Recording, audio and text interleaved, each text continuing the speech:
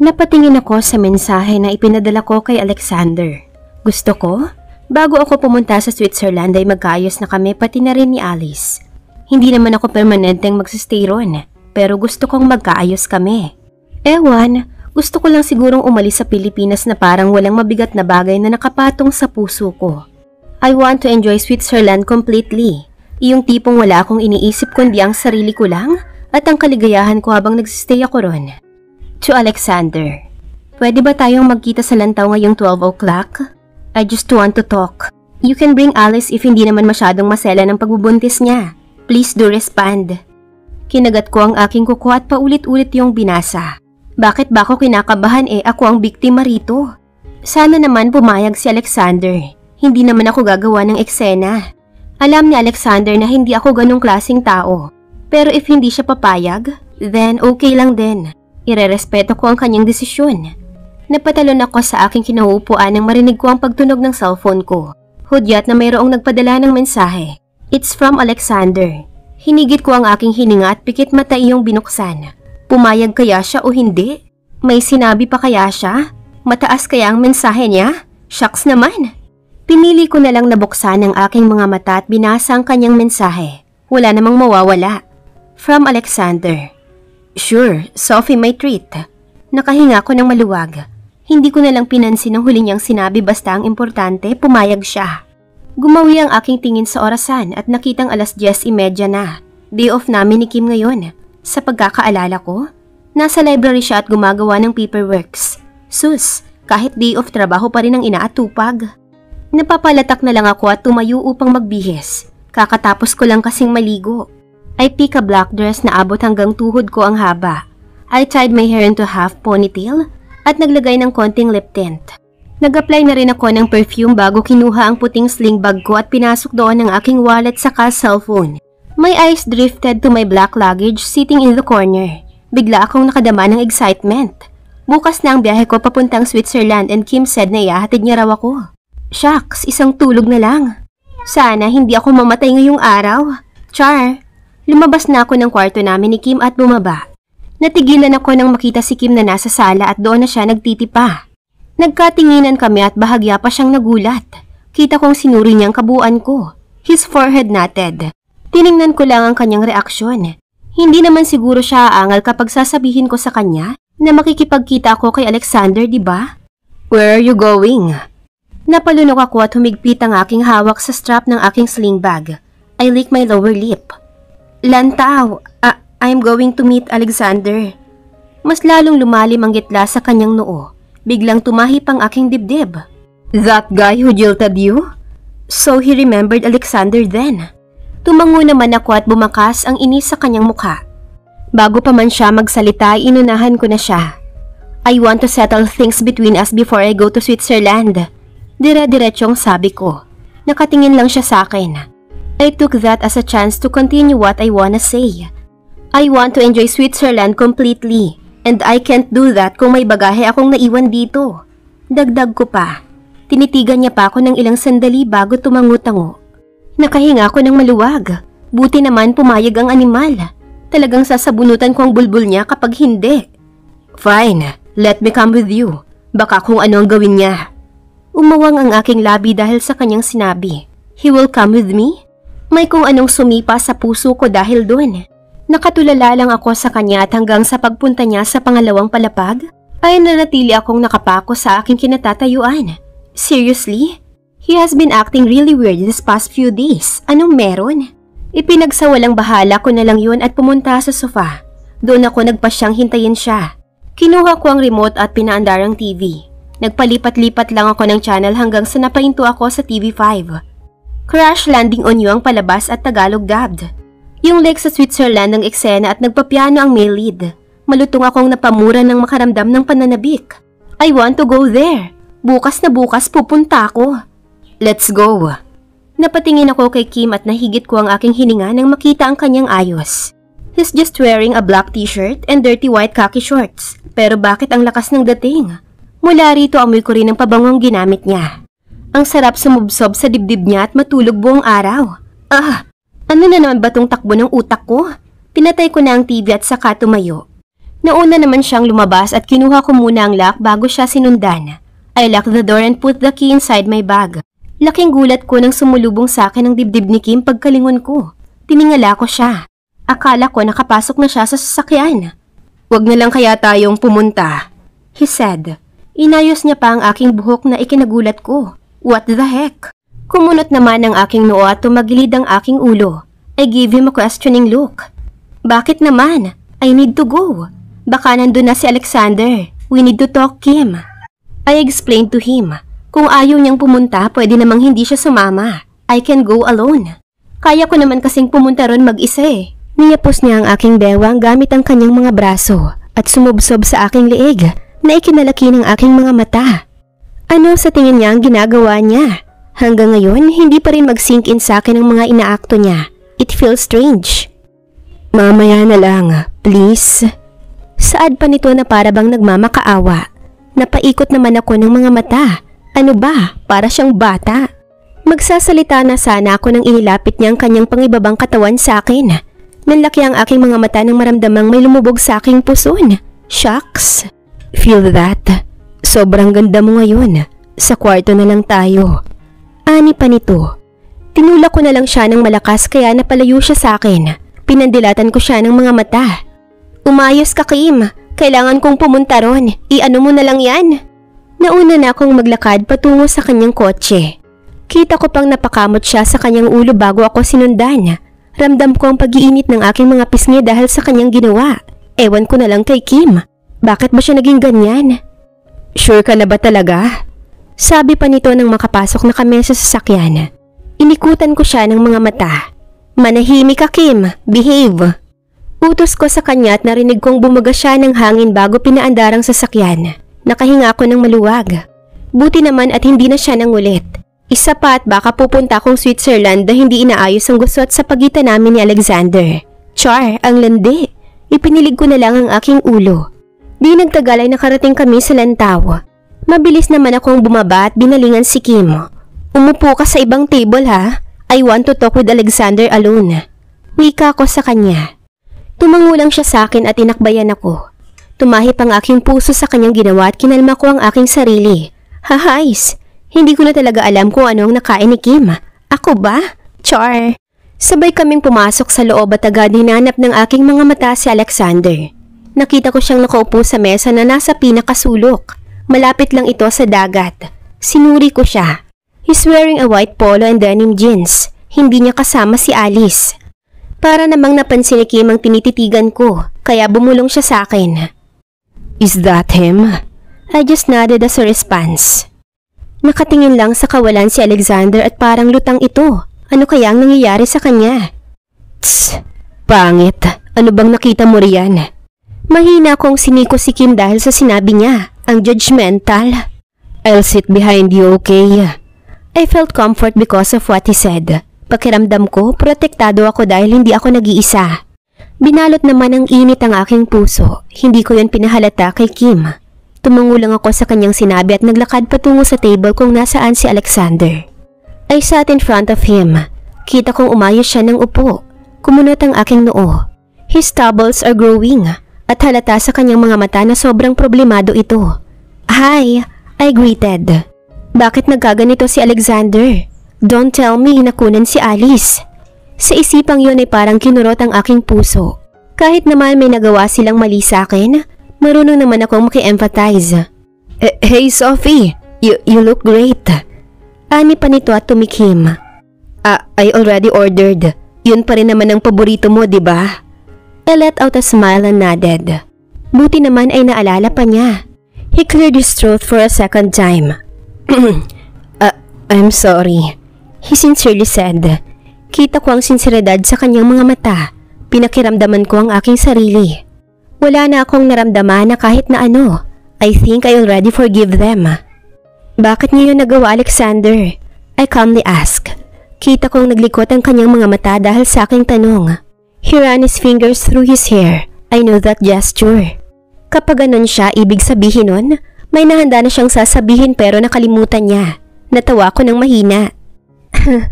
"Di ka pa rin nagbabago. Take your time." I went on. Alexander licked his lower lip. I didn't mean to. Remember when I asked you to be my girlfriend and you said yes? Tumango naman ako. Nagbaba siya ng tingin. Alice offered me a drink that night to celebrate. Pagkatapos kitang maihatid, nagpunta siya sa apartment ko. At hindi ko na alam kung anong nangyari. I just find myself... Hindi niya na ituloy ang kanyang sasabihin. Tumango ako para sabihin sa kanya na naiintindihan ko kung ano ang ibig niyang sabihin. So Alice dragged him. At nagtuloy-tuloy na. Dagdag pa nito, inihilamos pa nito ang mukha sa mga palad. Sa totoo lang, Sophie, I feel guilty. Alam kong mali, hindi tama. Lalo na't magkaibigan kayo at kasintahan kita. A lot of times, I've been trying to tell you pero hindi ko magawa. Nanginig pa ang boses nito. Bigla kong naalala ang araw na nakita ko ang singsing sa kanyang bulsa. When he saw me holding that ring, kaagad niya akong pinakasalan. Now I wonder, para sa akin ba talaga yung singsing na yun? O baka ang dahilan kung bakit ako ang pinakasalan niya ay dahil ako ang nakakita sa singsing? I took a deep breath. Tell me, Alexander, the day I found the ring, para sa akin ba talaga yun? Nakita kong natigilan siya sa itinanong ko. Para bang nagdadalawang isip siya kung sasabihin niya ba o hindi. But I'm ready. Okay na ako kaya kung ano man ang sasabihin niya, hindi na ako masasaktan. Umiling-iling siya at nagbaba ng tingin. No, it was for Alice. Napakurap ako nang marinig ang kanyang sinabi. Alam ko naman ang katotohanan, pero hindi ko inaasahan na ganito ang mararamdaman ko. Hindi ko alam. I can't feel anything. Natawa ko ng mapakla, tumango-tango. I see. That's all I need to know. So you want to marry her because you got her pregnant? Am I right? Lumungkot ang kanyang mga mata at bakasang pagsisisi sa mga ito. Napalunok ako. Bakit kaya parang lugmok na lugmok siya? I waited for his response. Yes and no. Aniya at natawa pa ng mapakla. Kumunot ang aking noo. Ano ang ibig niyang sabihin? Para namang nahalata niya ang kuryosidad ko dahil muli siyang nagsalita. I married her because she's pregnant. Akala ko ako ang tatay. Turns out I'm not. Muli siyang natawa ng mapakla. Natigilan ako sa narinig. What? Hindi ko inakalang ganong klaseng babae si Alice. I'm sorry, Alexander. Sinserong sad ko pero umiling lang siya. Kaya ba sobrang problemado ang itsura niya? Dahil ba hindi siya ang ama ng dinadala ni Alice? Kung ako ang nasa pwesto ni Alexander, mas matatanggap ko pang iwan ako sa araw ng kasal ko kaysa malaman na hindi ako ang ama ng batang dinadala ng babaeng mahal ko. Ito na yata ang karma ko sa ginawa kong panluloko sa'yo. Ganito pala ang pakiramdam na maloko. Para akong pinaglaruan ng tadhana. Sinampal nito sa akin pabalik ang kalokohan ko. Muli itong natawa ng mapakla. Hindi ako nagsalita. I'm trying to process things. What is Alice thinking? Paano mo nalaman na hindi sa'yo ang baby? Nasa tiyan pa lang naman ni Alice. Tanong ko. Tumingala siya na para bang pinipigilan ng luha mula sa pagtulo. He choked back his tears and turned to look at me. I heard Alice talking to someone on the other line. It's all about her pregnancy. Sinabi niya rin na may balak siyang hiwalayan ako sa lalong madaling panahon. Nanginginig na saad nito. Kita ko pa ang panginginig ng kanyang katawan. Hindi ko alam kung dahil ba sa galit o dahil sa pagpipigil ng mga luha. And what did you do? Napalunok ako. Muling tumulo ang luha sa kanyang mga mata. Hiniwalayan ko siya. At first, she looked shocked. Matagal niya rin naman pala akong niloloko. 9 months. Hindi ko inakalang ganito rin ang karma ko. I'm sorry, Sophie. Tuluyan na itong humagulhol. My heart suddenly went out to Alexander. Hindi ko mapigilang hindi mainis kay Alice. He dragged Alexander para makuha ito. And now that she got Alexander, maglolo ko ito. Ang layo ni Alice sa nakilala ko noon. I sighed and went to Alexander's side. I wrapped my arms around him and tapped his back. I already forgave you, Alexander. Narinig kong mas lalo siyang napaiyak sa aking sinabi. Ramdam ko naman na talagang nagsisisi na si Alexander. Hays, ewan ko na lang kay Alice, bahala na yun. Bago ko pa man mahaplos ang kanyang mga braso ay may nagpigil na sa akin. Sabay kaming nag-angat ng tingin at nilaki ang aking mga mata. Shucks, oo nga pala. Kasama ko pala si Kim. Muntik ko na siyang makalimutan. You're not doing that, Sophie. Go back to your seat.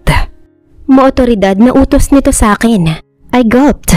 Sa gilid ng aking mga mata, kita ko ang pagtingin ni Alexander sa akin. Binitawan ko naman siya. I look at Kim and gulped. Tumaas ang kilay nito na para bang naghihintay na ipakilala ko siya kay Alexander. Alexander. Binalingan ko si Alexander at kita kong mas lalo siyang nanlumo. Hindi ko alam kung bakit. Si Kim nga pala. He's my husband. Napalunok pa ako. Kita kong sumilay ang malungkot ng ngiti sa labi ni Alexander. The stranger that you married when I ran away with Alice? I've heard from Isha and Van. Wika nito nang hindi ako tinitingnan. Bakas ang hinanakit sa boses nito. Hindi ako nagsalita at pinakiramdaman lang siya. Nagangat siya sa akin. So, you ended up with him? He went on. Tumangutango pa ito at nagangat ng tingin kay Kim. Alexander stood up and tapped Kim's shoulder. Congrats pare, ang swerte mo. Napakaswerte mo. Huwag mo siyang sasaktan. Loko kasi ako eh. Saad nito na bakas ang kalungkutan sa boses. Bakit naman malulungkot si Alexander? He should be happy for me, right? I won't. I'm not like you. Mariing saad ni Kim. Tumangulang si Alexander bago umalis. Sinundan ko siya ng tingin at para siyang natalo sa loto habang paalis. Nagpakawala na lang ako ng buntong hininga. Sayang naman ang in-order niya. Hindi siya makakakain, shucks. Yun talagang inisip ko. Let's go. Hinila ako patayo ni Kim pero umiiling ako at napanguso. Kita kong kumunot ang kanyang noo. I motioned for him to sit beside me and he did. Binalingan ko muna siya ng tingin. Hintayin muna natin ang in-order ni Alexander. I want to eat. Kita ko ang inis sa mga mata ni Kim nang marinig ang sinabi ko. Muntik na akong mapairap. Duh. Men and their egos. Ang sarap upakan ni Kim. No, I won't eat anything he ordered. Matigas na ani niya. Napairap na ako ng tuluyan. Ang arte. Para namang may kung anong sakit si Alexander. Malinis naman yun. Eh di mag-order ka. Basta ako, kakainin ko ang in-order ni Alexander. Masungit na saad ko sa kanya. Wala na siyang magawa kundi ang tumawag ng staff at sinabi niya rito ang kanyang order. Napangiti na lang ako habang nakatingin sa dagat. Ipapak ko na lang ang pagkain ni Alexander at ibibigay sa street people. Of course, ang pagkain in-order niya para sa akin ay kakainin ko. Duh, why not? Muli kong naisip ang pag-uusap namin ni Alexander. I let out a sigh. Ang saklap siguro ng buhay niya ngayon. I imagined him being excited for nothing. Baka bumibili na siya ng laruan at naghanda na ng playroom or crib. Turns out hindi pala sa kanyang dinadala ni Alice. But that's between them already. Sila na ang bahalang mag-settle noon. How did you and Alice meet? Napatingin ako kay Kim. Halatang narinig niyang pinag-usapan namin ni Alexander kanina. Ang chismoso naman. College, akala ko matino, kaya yun. I shrugged and chuckled. Hindi ko inakalang ahas pala at makati. Mariing wika ko. Talaga namang nakakagigil eh. Kim chuckled beside me. Your greatest friend became your greatest enemy. He said as a matter of fact. Napasimangot na lang ako. Totoo naman kasi eh. Di nagtagal ay dumating na ang in-order ni Alexander para sa akin. Samantalang kay Kim ay hindi pa dumating. Tuwang-tuwa ko iyong nilantakan at tiningnan si Kim na nagsa-cellphone. Kumuha muna ako ng pagkain at nilapit yon sa kanyang bibig. Napatingin naman siya roon at kinunutan ako ng noo. Duh. Say ah. Inawang ko pa ang labi ko upang buksan niya ang labi niya. He just rolled his eyes at muling bumalik sa pagsa-cellphone. Alexander bought that. Saad pa nito, hala siya. Kung makaakto, parang siya ang hiniwalayan, iniwan at niloko ni Alexander hindi ako. Grabe naman to kung makaarte, daig pa ako. Ang init ng ulo mo kay Alexander. Ako na lang ang kumain sa pagkain inoffer ko sa kanya kanina. Ayaw niya, edi wag. Bakit kaya ang init ng ulo ni Kim kay Alexander? Wala namang masamang ginawa si Alexander sa kanya. I don't like him. Simpleng saad nito. Nagkasulubong pa ang mga kilay niya. Wow, hindi naman ako ganun kabobo. Alam kong may rason kung bakit ang init ng dugo niya. Bakit nga? Pangungulit ko. Wala kaka-curious. Bumuga siya ng hangin at binalingan ako ng tingin. Patay, mukhang nainis na yata sa pangungulit ko. I don't like him because he still likes you, okay? Inis na saad nito na ikinalaki ng mga mata ko. Ano na naman itong pinagsasabi niya? Gusto pa ako ni Alexander? Imposible. Alexander said those words kasi alam niyang nagkamali siya dahil pinatulan niya si Alice at niloko niya ako. Paano mo naman nasabi? Natigilan ako sa pagkain at parang naintriga sa sinabi ni Kim. Paano niya naman kaya nasabi na gusto pa ako ni Alexander? Kung gusto ako ni Alexander, hindi siya magloloko. Ano, bumalik ulit ang feelings niya sa akin dahil niloko siya ni Alice? Ang kapal niya siguro kung ganun nga. Lalaki rin ako. I could see it in his eyes. That man. Nagtagis pa ang mga bagang nito at kumuyom ang kamao. Natigilan ako sa narinig. Alexander still likes me? Napasimangot ako at napailing. Malungkot lang yon kasi niloko ni Alice. Komento ko at muling kumain. Ang sarap talaga ng mga pagkain dito sa Lantaw. Mahal nga lang pero worth it naman. He wouldn't say those words if he doesn't feel anything for you. Komento pa nito at may bahid pa rin ng inis ang boses. Hindi ako nagsalita at inisip lang ang kanyang sinabi. Alexander said that Kim is so lucky to have me. Normal lang naman siguro yun, diba? As a parting words. He regretted what he did to you. After all the things he had done to you, sa'yo ulit siya babalik? The hump. What the? Dagdag pa ni Kim. Bumangon tuloy ang inis ko para kay Alexander dahil sa narinig ko. So tama ngang inisip ko. Doon niya lang na-realize kung ano ang nawala niya nung ibinalik sa kanya ni Alice ang kagaguhang ginawa niya sa akin. Alice is Alexander's karma. Hayaan mo na siya. Na-karma na ang loko. Natatawa ang ani ko pero hindi pa rin mawala ang inis sa kanyang pagmumukha. Napangiti tuloy ako. Mukhang nadala siya sa sitwasyon namin ni Alexander Huwag ka nang mainis dyan. Wika ko sa kanya pero mas lalo yata siyang nainis. Muli kong naalala ang sinabi niyang dahilan kung bakit siya naiinis kay Alexander. He said he doesn't like Alexander because Alexander still likes me. Ano naman kung ganun nga? Bahala si Alexander na lamunin ng pagsisisi. Wala na akong pakialam sa kanya. Now that you've already talked to him, are you ready to go to Switzerland? Napangiti ako sa tinanong ni Kim sa akin at sunod-sunod na tumango. Pakiramdam ko, hindi yata ako makakatulog nito dahil sa excitement Bukas ng hapon ng flight ko and before I leave, isasauli ko muna ang debit cards na binigay sa akin ng parents ni Kim. Excited na ako, Kim. Dream ko kaya na makapunta roon. Ani ko pa at nilantakan ng aking pagkain. Kim chuckled lightly. Pupunta pala ako sa bahay ng parents mo bukas. I informed him. He gave me a questioning look. Bakit naman? Why are you going there? Salubong pa ang mga kilay nito. Kim doesn't know a ton about the debit cards at wala akong balak ipaalam. Baka ano pang isipin niya at ibabalik ulit niya ang trato niya sa akin. Ayoko. Mas gusto ko si Kim ngayon. May isasauli lang. Saad ko at pinahira ng aking mga labi. Tumangutango naman siya at napabuntong hininga. Okay, ihahatid kita bukas. Ito po pala yung debit card. Wala po akong kinuha riyan, sir. Inilapag ko ang debit card sa mesa ni Sir Enzo. Katabi nito si Miss Windy at kapwa ko noong nakatingin sa debit card na para bang naging rabbit yun. Kinamot ko ang aking kilay. Mukhang gusto pa ata nilang imaji ko ang debit card. Kinuha ni Miss Windy ang debit card at tiningnan nito. Pagkatapos ay lumipat ang tingin nito sa akin. Why? This is our gift for you. Ani pa nito na tila ba ayaw makapaniwala na hindi ko yung ginamit. Napangiwi ako. Nakakahiya kasi. Hindi po kasi ako sanay na gamitin ng perang hindi ko po pinaghirapan. Isa pa, that's too much for a gift po. Okay na po sa akin yung pinayagan niyo po akong maging exchange secretary sa Switzerland. Pangarap ko po kasi talagang makapunta roon. Mahabang litanya ko. Napatango-tango naman si Miss Windy at nilapag ang debit card. Nakahinga ko ng maluwag.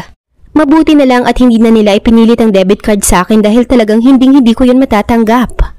How's Kim? Bumaling ang tingin ko kay Sir Enzo. Seryoso ang kanyang mga mata habang nakatingin sa akin. Nagbaba ako ng tingin at magsasalita na sana nang maunahan niya ako. He hurt you, didn't he? Nanlaki ang aking mga mata sa kanyang sinabi. Natahimik kaming lahat. I gulped. Sunod-sunod akong umiling. Naku, hindi po. Sa katunayan, okay na okay nga po kami We went to Bohol and he met my family. Siya rin po ang nag-insist na ihatid ako rito at sa airport. Sunod-sunod kong sabi. Well, partly true. Sinakta naman kasi talaga ako ni Kim nung una Pero nakita ko naman na nagbago siya simula nung nagpunta kami sa Bohol. Napaisip ako, kung hindi siya sumama sa akin sa Bohol noon, magbabago kaya siya? Napatango-tango naman ang mag-asawa at halatang tuwa sa mga mata nito. Napangiti tuloy ako. Ang cute kasi nilang tignan Buti naman at nagbago ng anak ko. Sir Enzo said followed by a light chuckle. Hahais, buti na lang talaga tumino. Kung hindi, aba, talagang isusumbong ko sa parents niya ang mga pinagagawa niyang kalokohan. Char lang, ayokong kunin ang mana niya. Ikaw lang palang makapagpapatino sa anak namin, iha. Natatawang ani ni Miss Windy. Napakamot na lang ako sa aking ulo at pinigilan na huwag mapangiwi. Hindi naman. Choice niya talaga ang magbago. Matino naman talaga si Kim sa tingin ko. Nadala lang talaga siya sa galit nung sinabi ng parents niya sa akin na ililipat ang kanyang mana.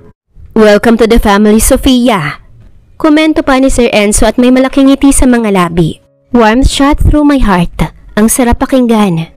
When you come back from Switzerland, we will have a mini celebration with my sons. You haven't met JR and Jason, right? Sa pagkakaalam ko kasi, 4 silang magkakapatid at puro lalaki. Si Kim ang panganay. I saw some of their family pictures in the living room. Lahat may itsura. Umiling naman ako. Si Jessie lang po, saad ko.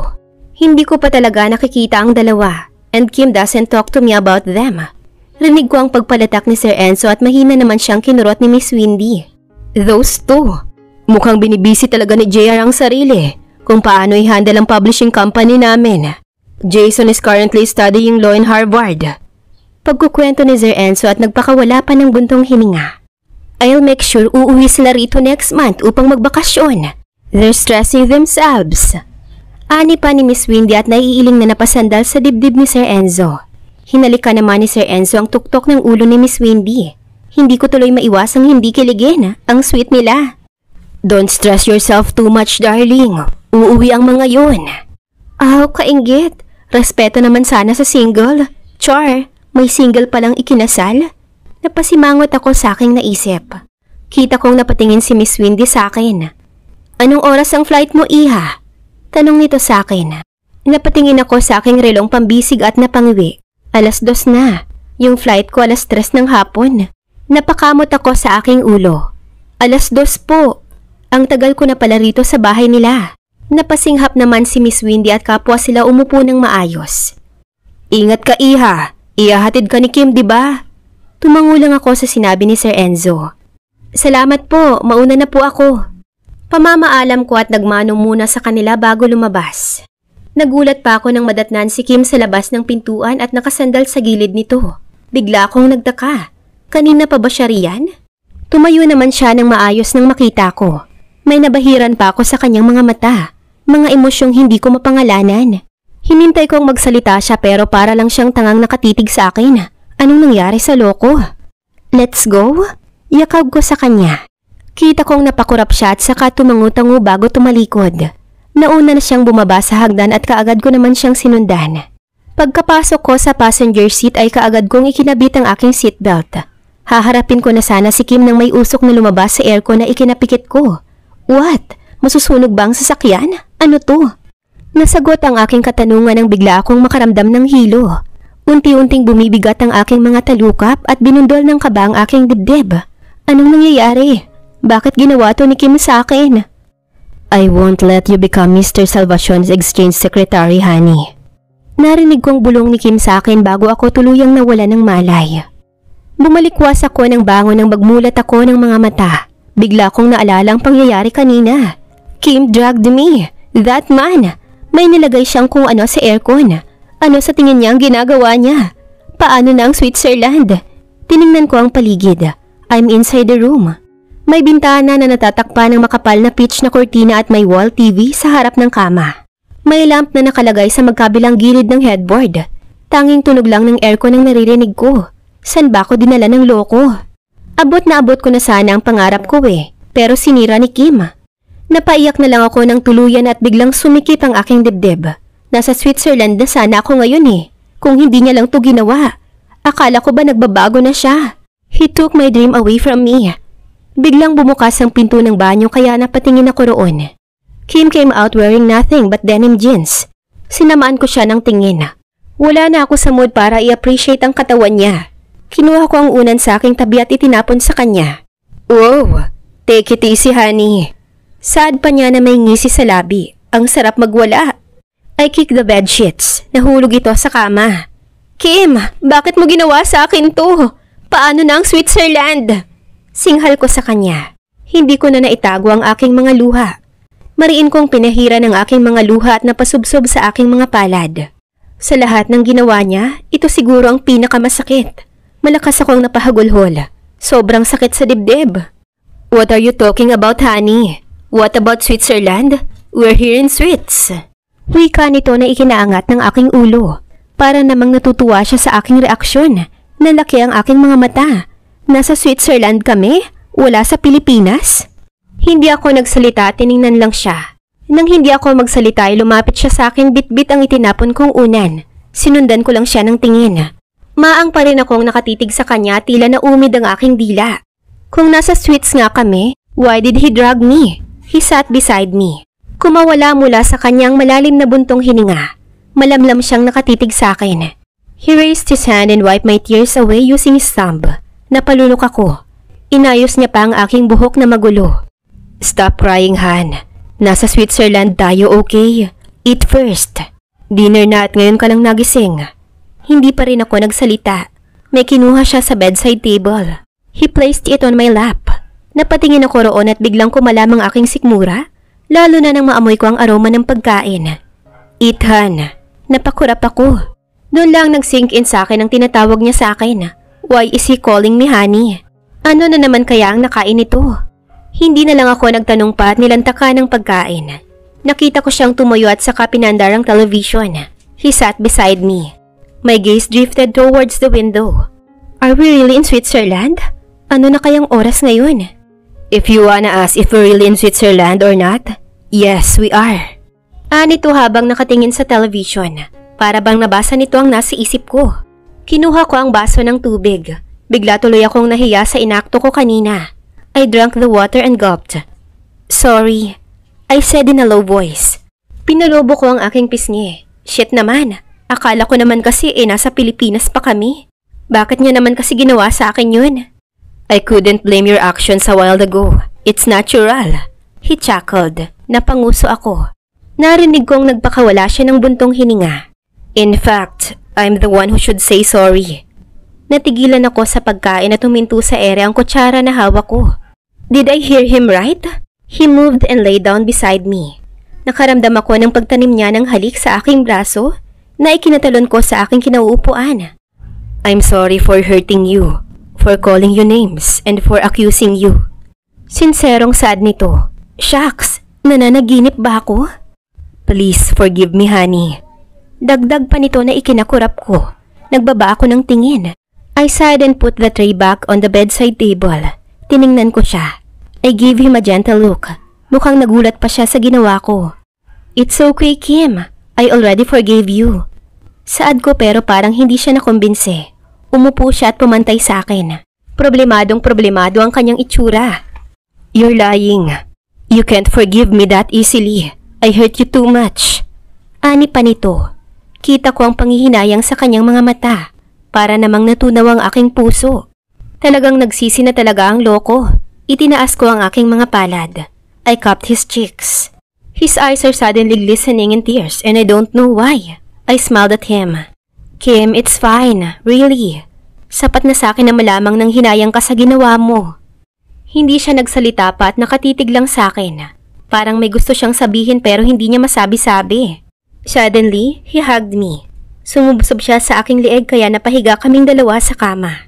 Nanlaki ang aking mga mata lalo na nang maramdaman ang kanyang hininga sa aking batok. Nagsitayuan ang mga balahibo ko doon. Why are you so good? I don't deserve you. Malungkot pa na saad nito pero hindi ako nagsalita at tila na umid ang aking dila. Mas hinigpitan pa ni Kim ang pagkakayapo sa akin at nagwala ang aking puso sa kanyang ginawa. Shucks! Kim just cuddled me for a second time. May ibig bang sabihin ito?